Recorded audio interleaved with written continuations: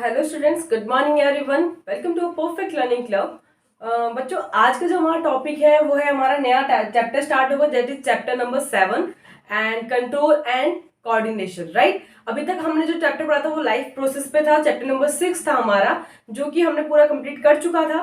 ठीक है, लास्ट में आ गया था कि एक्सक्रीशन वगैरह जो भी हो रहा है, कैसे हो रहा है, वो सब हमने पढ़ लिया था। ठीक है बच्चों, तो आज का हमारा टॉपिक है वो क्या है, कंट्रोल एंड कोऑर्डिनेशन। राइट, सबसे पहले बच्चों हमारे दिमाग में आता है कि ठीक है, अगर हम पढ़ रहे हैं कंट्रोल एंड कोऑर्डिनेशन, तो इसका जो मेन टॉपिक है, ये जो टॉपिक है, ये मेन किस पे डिपेंड है। ऑब्वियसली बात है, हम सबको पता है कि हमारी बॉडी कंट्रोल हो रही है।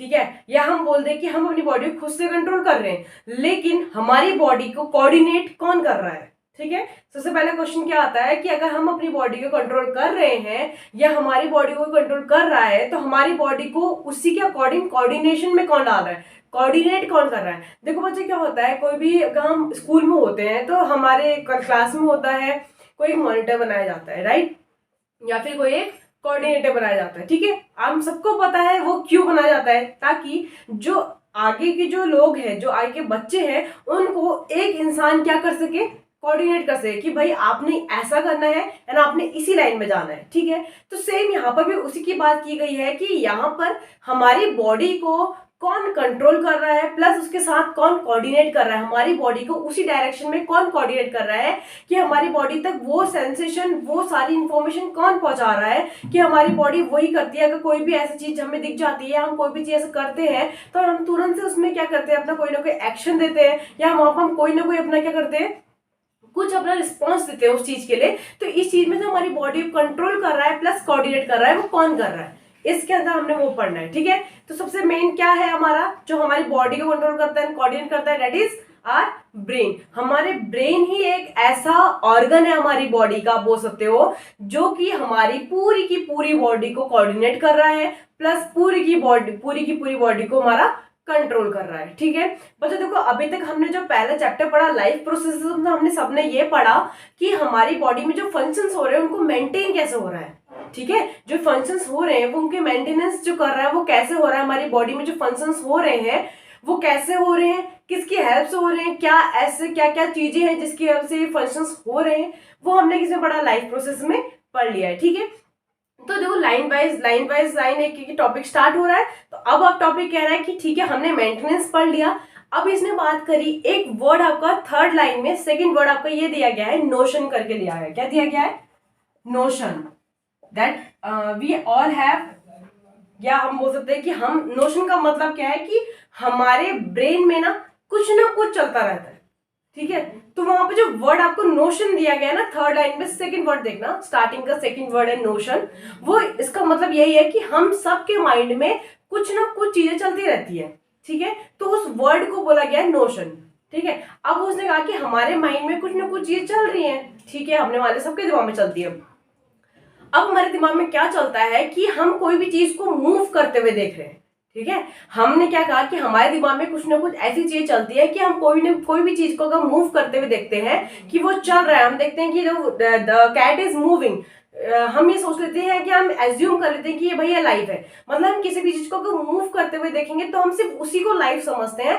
एंड अगर हमारे सामने कोई चीज नहीं चल रही है या कोई चीज आप मूव नहीं कर रही है, तो हम उसको अलाइव समझते हैं। But it is not true कि जो चीज चल रही है वही लाइव नहीं होगा एंड जो चीज नहीं चल रही है वो अलाइव है, ऐसा हम नहीं बोल सकते हैं। क्यों? क्योंकि देखो कुछ ऐसे एग्जांपल्स हैं जो कि लाइव और अलाइव को डिफरेंशिएट नहीं कर सकते हैं। जैसे आप बोलोगे एक सीड है, सीड क्या करती है, एकदम से तो मूव नहीं करता है ना। सीड, हमने सीड को क्या किया, हमने सॉइल में उसको इंसर्ट किया या फिर हमने उसको बोना स्टार्ट किया, तो सीड क्या करेगी, ग्रो करेगी। धीरे धीरे आप उसको डेली वाटरिंग करोगे, उसमें वाटर डालोगे, उसके बाद सन की रेज की हेल्प से, वाटर की हेल्प से वो क्या करेगा, वो ग्रो करेगा। वो सॉइल को साइड करके पुश अप करेगा, ऊपर की तरफ मूव करेगा, एंड जैसे ही वो ग्रो करेगा तो धीरे ग्रो करेगा। अब हमें वो धीरे ग्रो करते हुए दिखेगा, एक टाइम पर प्लांट बन जाएगा। तो हम कह रहे हैं ठीक है वो लाइव है क्योंकि वो ग्रो कर रहा है, बट ऐसा जरूरी नहीं है। कुछ चीजें लिविंग ऑर्गेनिज्म में प्लस कुछ चीजें प्लांट्स में भी ऐसी होती हैं जो कि मूव करते हुए नहीं दिखती है, एंड हम उसको ये नहीं बोल सकते कि ये अलाइव है। राइट, समझ में आया?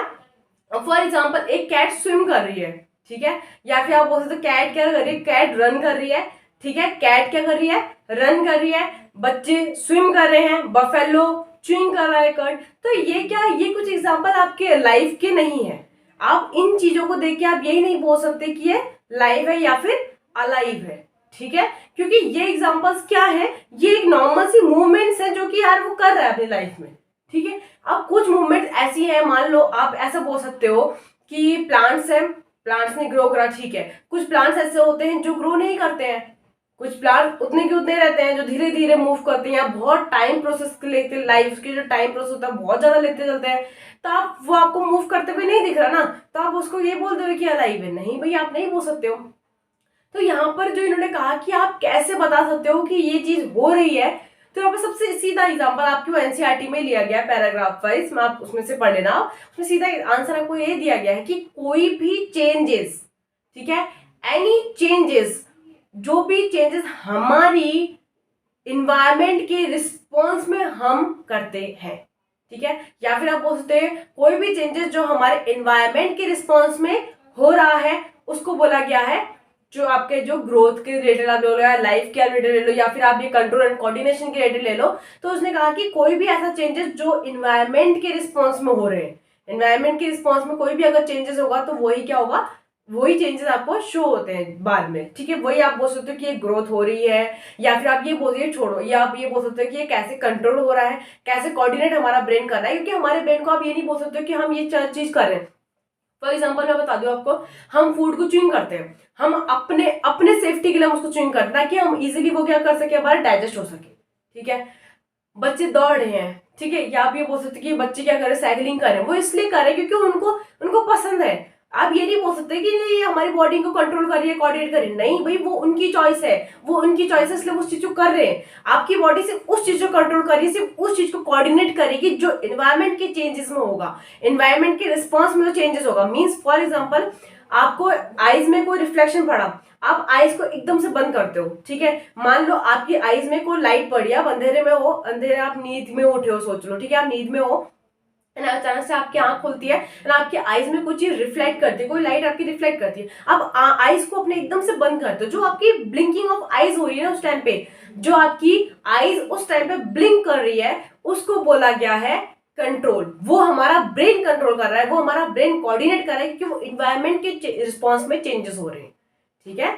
जो इन्वायरमेंट के रिस्पॉन्स में चेंजेस हो रहे हैं उनको ही हमारा ब्रेन कंट्रोल एंड कोऑर्डिनेट करता है। ये जो कोऑर्डिनेट हो रहा है, जो कोऑर्डिनेशन आ रहा है, हम जो ब्लिंक कर रहे हैं, वो हमारा ब्रेन भेज रहा है, क्यों, ब्रेन से वो कोऑर्डिनेशन आ रही है, ब्रेन से वो इन्फॉर्मेशन आ रही है कि हमें अपनी आईज ब्लिंक करनी है, हमें अपनी आईज क्लोज करनी है, ठीक है। मान लो आपने कोई चीज, गर्म चीज पकड़ी, आपको नहीं पता कि गर्म है, लेकिन आप एकदम से पकड़ते हो, आप एकदम से हाथ पीछे करते हो, जो आपको जो एकदम से इंफॉर्मेशन आती है, जो आप हाथ एकदम से पीछे कर रहे हो, वो हमारा ब्रेन कर रहा है, उस चीज को हमारा कंट्रोल कर रहा है, उस चीज को कोऑर्डिनेट हमारा ब्रेन कर रहा है। हम हाथ को जो एकदम से बैक पुश कर रहे हैं, वो हमारा ब्रेन कोऑर्डिनेट कर रहा है, वो हम नहीं कर रहे हैं, या हम ऐसा नहीं हो रहा है कि ग्रोथ की वजह से या कुछ ऐसा बोलो, नहीं, वो जो कंट्रोल और कोऑर्डिनेट कर रहा है वो हमारा ब्रेन कर रहा है, उस चीज को हमारा ब्रेन कर रहा है। हमारे लाइफ में कुछ भी चीज ऐसी होती है, हम अचानक से कहीं पे जाते हैं, या हमें अचानक से कुछ भी चीज, हम कोई भी इन्वायरमेंट में, आप एक्स वाई जेड कुछ भी चेंजेस अगर आपके इन्वायरमेंट के रिस्पॉन्स में आप कर रहे हो, तो वो सब चेंजेस आपके ब्रेन कर रहा है, वो सारी की सारी कोऑर्डिनेशन आपका ब्रेन कर रहा है, एंड आपकी बॉडी को जो पूरा कंट्रोल कर रहा है वो आपका ब्रेन कर रहा है। हमारा ब्रेन बॉडी का ऐसा ऑर्गन है जो हमारी पूरी बॉडी को कंट्रोल करते हुए चलता है एंड कोऑर्डिनेट करके चलता है। अगर ब्रेन में कोई भी एक पार्ट हमारा रप्चर हो जाए, या कोई भी ऐसी आप चीज बोलो, कोई भी किसी चीज पे चोट लग जाए, या ब्लड क्लॉटिंग हो जाए, तो हमारी पूरी बॉडी में उसको रिफ्लेक्शन मिलता है, हमारी पूरी बॉडी में उसको इफेक्ट मिलने लग जाता है, धीरे धीरे हमारी बॉडी आधी हाफ बॉडी पैरालाइज हो जाएगी या कुछ जगह। तो ये सब चीजें क्या हो रही है, हमें सब कुछ हमारा ब्रेन से हो रहा है। ये हम आगे आगे पढ़ेंगे। अभी आपके इसके बाद टॉपिक क्या आएगा, सबसे फर्स्ट टॉपिक आपको रिफ्लेक्स सेक्शन आ रहा है, राइट। मैं चाहूँ तो उसको अभी पढ़ा दूं, बट आपको इस चीज को समझने में टाइम लगेगा कि आपको पहले ये डिफ्रेंशिएट करना है कि आप लाइफ और अलाइव को छोड़ के अब आपने क्या पढ़ना है, कंट्रोल एंड कोऑर्डिनेशन।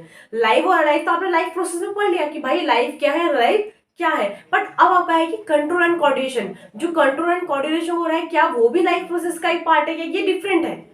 बच्चों ये डिफरेंट है, क्योंकि ये हमारा ब्रेन कर रहा है। लाइव और अलाइव को हमारा ब्रेन से कोई कनेक्शन नहीं है, बट कंट्रोल एंड कोऑर्डिनेशन का पूरा कनेक्शन ब्रेन से ही है, पूरा का पूरा ब्रेन से ही होगा। सब कुछ ब्रेन करेगा, कंट्रोल भी वही करेगा, कोऑर्डिनेट भी वही करेगा कि आपने कहाँ पे क्या चीज करनी है, वो सब कुछ हमारा ब्रेन करेगा। क्लियर हो गया? इतना समझ में आया? ये मैंने आपको क्यों बताया, मैं चाहती मैं सीधे रिफ्लेक्स एक्शन स्टार्ट कर सकती थी, बट ये एक बेसिक है जो कि आपको पता होना चाहिए, जिससे आप चैप्टर टू चैप्टर वाइज क्या कर सको, डिफरेंशिएट कर सको कि हमने जो फर्स्ट चैप्टर में पढ़ा, अब हमारे सेकेंड चैप्टर में वो क्या चीज है जो इन्होंने सेकेंड चैप्टर बनाया और उन्होंने फर्स्ट चैप्टर में उसको नहीं दिया। ठीक है, तो आपने क्या करना है, पूरा पैराग्राफ रिफ्लेक्स एक्शन से ऊपर का पूरा पैराग्राफ एनसीईआरटी खोल के पढ़ना है। जो मैं पढ़ा रही हूँ उसके बाद उसको पढ़ो, एक एक लाइन को पढ़ो, जो वर्ड मैंने बताया उनको लिखो साइड में, क्योंकि ये वर्डिंग ना आज के टाइम पे आप लिखोगे आपके दिमाग में बैठ जाएगी, नहीं तो आप भूल जाओगे इस वर्ड को। ठीक है, जो भी नए वर्ड आते हैं आप उसको साइड में लिखो, क्योंकि मैं पूरी कोशिश करती हूँ कि अगर एनसीईआरटी में कोई भी ऐसा वर्ड है जो कि टफ वर्ड है तो मैं उसको समझाने की पूरी कोशिश करती हूँ अपनी तरफ से। ठीक है, फिर भी नहीं समझ में आ रहा है उसको लिखो, उसको पूरा पैराग्राफ पढ़ो, लाइन टू लाइन वाइज पढ़ो, 2-3 बार पढ़ो, समझ में आएगा, एंड वो समझ में आएगा तभी आगे स्टार्टिंग समझ में आएगा। ठीक है, नहीं तो अगर ऐसा ही होता, अगर उनको यही बताना होता तो सबसे पहले वो भी रिफ्लेक्सेशन दे सकते थे, बट उन्होंने पूरा आपको पैराग्राफ दिया, वो सिर्फ इसलिए कि आप फर्स्ट चैप्टर से सेकंड चैप्टर को डिफरेंशिएट कर सको। आपकी आपने फर्स्ट चैप्टर में क्या पढ़ा है, सेकंड चैप्टर में आप उससे वो अपर लेवल का पढ़ोगे। ठीक है, तो यहाँ तक आपको समझ में आया? को नहीं समझ में आया वो कमेंट कर सकता है, और लेकिन हमारा ये इजी भी है और ये आपको समझ में भी आएगा। ठीक है, कल हम जो नया टॉपिक हमारा स्टार्ट होगा वो होगा हमारा रिफ्लेक्स एक्शन। क्लियर बच्चों? यहाँ तक किसी को समझ में नहीं आया, कोई भी दिक्कत हो आप कमेंट कर से पूछ सकते हो, हम आपको बताने के लिए यहाँ पर हैं। ठीक है, तो थैंक यू सो मच।